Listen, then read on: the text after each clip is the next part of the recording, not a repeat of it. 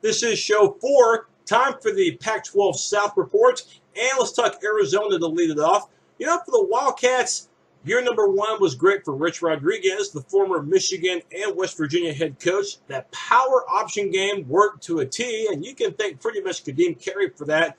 Well, this year could be a first-team All-American. He will if he has stats like he did a year ago, nearly 2,000 yards rushing, not to mention well over 20 touchdowns. It helps, too, to return the tackles. For example, Fabian Belli, he'll be back along with Mickey Barkus. But it does hurt that the inexperience will be there with the guards, as well as losing center Kyle Quinn. That's a big loss right there. Also, what will hurt, you will not have the services of Matt Scott at quarterback, but they already knew that. He's now at Jacksonville. But Austin Hill is an unexpected loss, tearing the ACL during the spring. So unlikely that he will see any action this season. So that's something to watch out for the U of A. Blockers, by the way, fantastic when it comes to the run.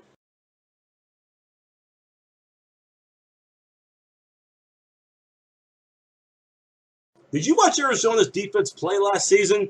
I mean, I've seen horror movies that were less graphic than Arizona's D. I mean, they made Friday the 13th, they made that look like Cinderella. It was that big of a difference. In fact, matter of fact, Arizona's defense was worse than Washington State, and that's saying a lot.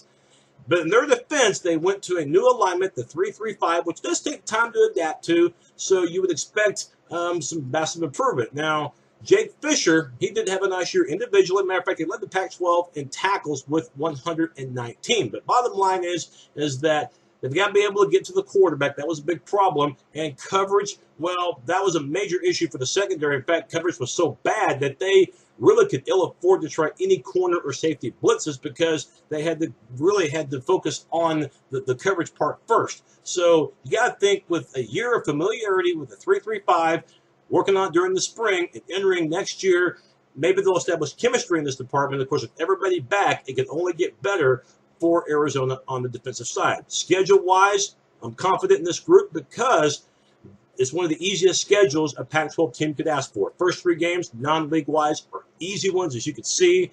And, of course, I don't think they're going to beat Washington or USC. They're both road games. But then for the next 5 after that are against the worst teams in the conference. You did close out the year, though, with tall chores against Oregon as well as Arizona State to close it out.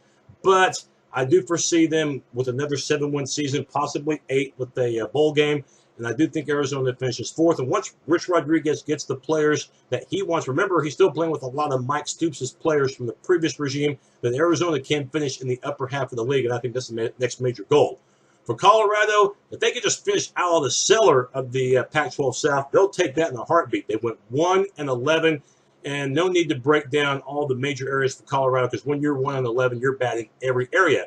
So maybe Mike McIntyre's the answer. Certainly, John Embry wasn't, and for him at CU, it was see you later. So McIntyre took him 3 years to turn San Jose State around, including the last year in which they almost beat Stanford, who won the Pac-12, by the way, and San Jose State ended up winning their bowl game and ended up finishing the year in the top 25 in the country. Not bad at all. So McIntyre paid $2 million per season in Boulder to try to turn around the Buffaloes any way, shape, or form possible. It's going to take a long time, though, because they're weak in virtually every area.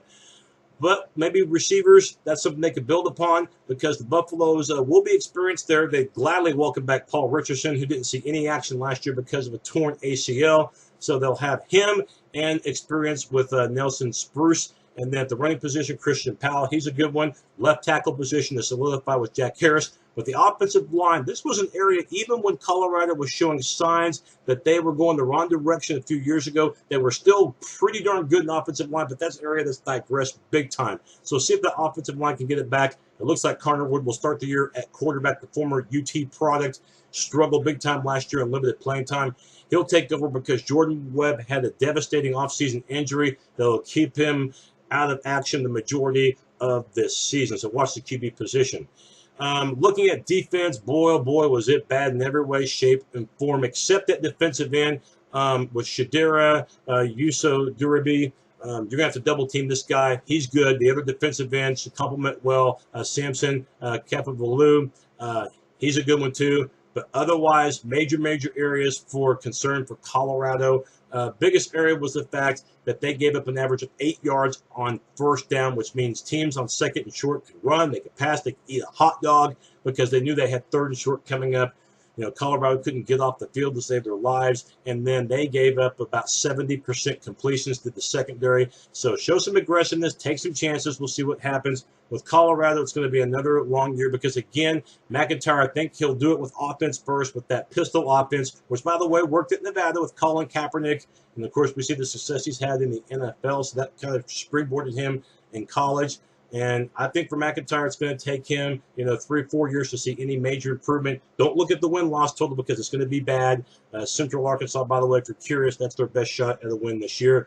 Otherwise, I don't have them even winning a single game in the Pac-12. They're that far behind everybody else. Looking at UCLA, though, the Bruins, boy, oh boy, last year earning a trip to the Pac-12 championship game. I know they were there the year before, but they backed into that one because USC would have gone, but they were on probation. But last year, they truly earned a spot to get there and came within the missed field goal of sending the Pac-12 championship game at Stanford to overtime. And got to give credit to Jim Moore Jr. He made things happen at Westwood. Brett Huntley, the redshirt freshman quarterback a year ago, great stats all around. As you can tell right there, he just didn't do it with his arm. He did it also with his feet as well. But the running game is going to be the big, big vacancy because Jonathan Franklin's the best running back UCLA's had in a long time, and he's not there anymore. He's trying to make it with the Green Bay Packers. So Jordan James is undersized, doesn't attack the hole the way that Franklin did. So you're going to need a guy that weighs at least 200 pounds. So who do you call upon? Malcolm Jones, who, by the way, quit UCLA last year, came back before the start of this season, did look good in spring. So as long as the guy has a heart, as long as the guy doesn't quit on you again, you can maybe depend on him. But he's surely going to have to earn his way all the way back. But running game right now would be the big concern. Receiving-wise, don't have to worry about that with Shaq Evans returning along with others. UCLA, bottom line, they got to be able to protect the quarterback. Most of their linemen are back, but it won't do any good unless QB protection is there. They gave up way too many sacks, over 50. But on the defensive line, you know what? They also contributed with sacks. How about 47 is what they had in 2012. Linebacking core is going to be solid with 3 guys back, and that includes Eric Kendricks, who had 150 tackles. Wow. How about Anthony Barr, 12.5 sacks? We're talking about All-American for this guy. And look at the secondary. Anthony Patterson, not too bad from the corner, but, of course, Tevin McDonald, if you didn't hear, the safety, got kicked off the team during the off-season. Biggest weakness for UCLA, even before the McDonald dismissal, was pass defense. 86th in the country, and at times they were vulnerable against the run. You got to get that short up quickly because if you look at the schedule, early on, you go to Lincoln to play Nebraska, who will be wearing the black shirts. Last year's game was a high-scoring one, and was at the time upset when UCLA beat Nebraska at the Rose Bowl. But this time, you got to play them in Lincoln, and Taylor Martinez and company want revenge on that one.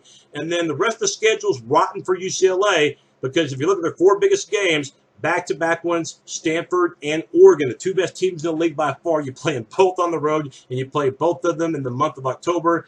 And then you go to late November, and you play Arizona State at home. But then you got to play the boys on the horses. That's USC, and you'll get them to close out the season at the Coliseum. So for UCLA, I see another good year. It'll be tough to win the league. I'll have my pick on UCLA, by the way, at the end of the show. Well, for the Utah Utes, lackluster offense, best way you can put it for Kyle Whittingham's squad. So what do? You hire a former coach, as in head coach, to coordinate the offense. That's Dennis Erickson. Yeah, that Dennis Erickson, who won back-to-back championships in college football. Yeah, he won them at Miami, and yeah, it seemed like a generation ago. But he knows the Pac-12. That's because he coached at Arizona State previously, and then back in the 80s, of course, Pac-10 coached at Washington State. Back when Washington State was well, not the worst team in the league. Let's not think they were. Anyway, you're looking at Utah. Jordan Wynn was quarterback last year. James White was the running back. Well, they're not there now. And those guys have had to battle injuries. So Travis Wilson, freshman quarterback a year ago, true freshman, as a matter of fact, did modest, completed 60% of his passes. And by the way, TD to interception ratio, 7 TDs, 6 picks. So that's not bad. Now he gets a full season to work with. And they'll have the wisdom, by the way, of Coach Erickson that should help out.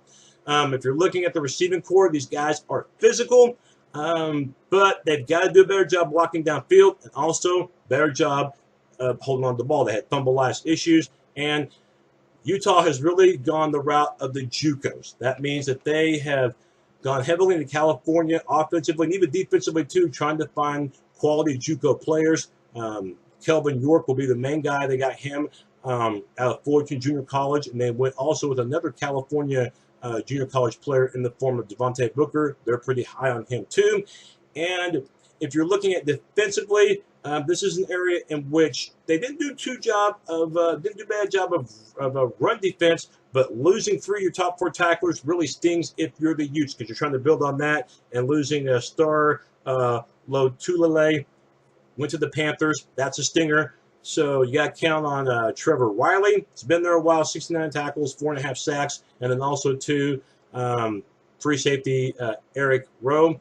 So we'll see how it works for the Utes. They got to force turnovers, had very few interceptions in 2012. The schedule, other than Weber State, and other than those final 2 games, which are against Washington State and Colorado, the 2 worst teams in all the Pac-12, I am not seeing victories. Maybe Utah State, but Utah State's better than what we've seen in the past few years. They had a good year out of the WAC, so I'm not about to pencil in an automatic W at all for the Utes in that one. The Holy War at BYU, that's going to be mighty, mighty tough for Utah to win this year, even though I know they've won 3 in a row in that series. So I'm having Utah right now finishing 5th in this league. It's going to take a little while longer, I think, for Whittingham to play up there with the Arizona schools as well as the schools from the Los Angeles area. They're just that far behind, in my opinion. Looking at Arizona State and the Sun Devils and the great job of Taylor Kelly at quarterback. Got to give him props. 29 touchdowns, 9 interceptions. What a year he had in Tempe, and over 3,000 yards as well. And he's got good footwork as well, over 500 yards on the ground. The running game, I like it with Marion Grace, 11 touchdowns. The receiving core, we'll see how they do. Other than Clark Coyle, this is an area that you have to worry about if you're a Sun Devil fan, because otherwise they're really going to be handicapping themselves playing in between the hash marks. Not really proven in the wide receiver category entering this season. You got to be able to stretch the field out, especially against the terrific defenses, for example, against Stanford and Notre Dame, 2 teams that they'll be seeing early in the season. Defensively, we'll see this area. Last year when they won, I'm telling you what, they kept the scoring low. This is a team that only gave up 24 points a game, which in the Pac-12 was good. But when they lost, which was 5 times, they gave up an average of 37 points per contest. That tells you how the really good offenses did against ASU. So we'll see. Will Sutton, by the way, all Pac-12 defensive tackle, should be in maybe for an All-American type season. Marcus Hardison in his defensive spot, he's a good one. And also the return safety, Alan Darby. The Sun Devils, very good team when it comes to takeaways. And I think that was a big, big reason why the offense didn't have to do it all by themselves in 2012. Schedule-wise, they got to be able to survive the early part of it, playing Wisconsin and then Stanford on the road. That's games 2 and 3, by the way. They're not going to beat Stanford, but the big one's against USC because it's in the division. If you can win that ball game, then that's a leg up right there in the South. If you lose it, you're going to be 0-2 in the division. And then the Notre Dame game, which will be in Arlington, Texas, neutral site. The big thing about the Notre Dame game, just like the Stanford game, winning or losing, that's not the big concern, although you like to win it. Big thing is going to be getting out of those games against physical teams as injury-free as possible to get through the rest of the season. The second half of the schedule is not only favorable, but you could actually establish maybe a 4 or 5 game winning streak because the competition right there, you're going to be favored in most of those games up until the late November game against UCLA. And if you can beat the Bruins, signs right there point good that you can win the Pac-12 South. I'll have my prediction on Arizona State coming up pretty darn soon. Arizona State's going to have a legitimate shot. So we're going to see how all that plays out this year. What is that? Yeah, we're there. USC. Of course, that's my favorite Fleetwood Mac song. That's why I'm playing it. I love Fleetwood Mac, and that's Tusk, featuring the USC band. Okay, we can shut them up now. We can shut the band. Had to play that. Okay, I think we'll play that every year we introduce USC, so you hear that song once a year. All right, that's my gimmick. All right, Trojans last year, preseason #1 in the country, and then suddenly everything just crapped, especially at the end of the year. For a team that calls themselves the Men of Troy, I tell you what, they had a 3-game losing streak, and they looked like a bunch of first-grade sissies, especially in the Sun Bowl against Georgia Tech, a game in which the Trojans didn't even act like they wanted to be there. And it pretty much showed no disrespect to Georgia Tech, but USC was the much better team and only scored 7 points in the process and deserved to lose the game. But Pat Hayden, the athletic director, just recently said he's 100% behind Lane Kiffin.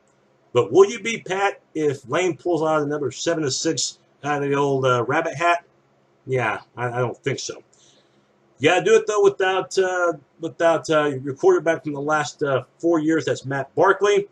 Finally ran out of eligibility. Who do you go with? You go with Max Wittek, who was your quarterback the last 2.5 games. Struggled, but this time we'll at least have more reps. Board, you go with Cody Kessler, who had the best spring, by the way, of the 3 competing quarterbacks. You go with him. Probably won't know that until maybe just the week before the week of that season opener. Looking at the receiving corps, it'll be probably the most loaded part of the squad, most athletic part of the squad by far, and Marquise Lee has All-American written all over his name. Watch out for this guy, and of course, in the NFL, who really will make himself a name. Silas Redd had a terrific career at Penn State. And of course, he left after the Jerry Sandusky mess last year at SC. Almost had 1,000 yards, not quite, although he had 5 yards per carry for Mr. Redd. We will see how he looks after tearing his meniscus during the spring, but USC vows that he will be ready to go come August.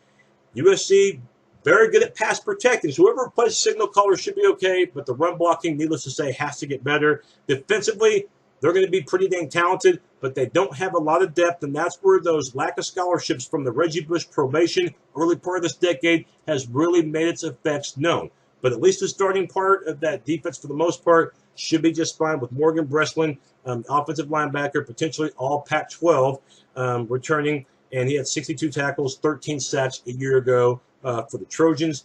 And Dion Bailey, by the way, will move from linebacker to strong safety. Several changes that they're making because, Lane's dad, Monty's not there anymore, so Clancy Pendergast becomes a new defensive coordinator. 5-2 alignment should shore up that rush defense, which looked bad down the stretch against Notre Dame, and especially against Georgia Tech and that triple option threat in the Sun Bowl. So maybe that's what they need for SC. And as I get ready to look at the schedule for the Trojans, looks good. First major test is late September when they play Arizona State. So watch out for that game. If SC wins it, I think signs point toward a South Championship. If they don't, it could be in instant trouble because you got Stanford down the road on November 16th. Although they get Stanford, by the way, the week after Stanford plays Oregon. So you could catch the Cardinal in a bit of a letdown or hangover in that particular game. So mental edge could go to USC, although that'll still be a difficult game. Just looking before that in October, you play at Notre Dame. That'll be a darn physical game.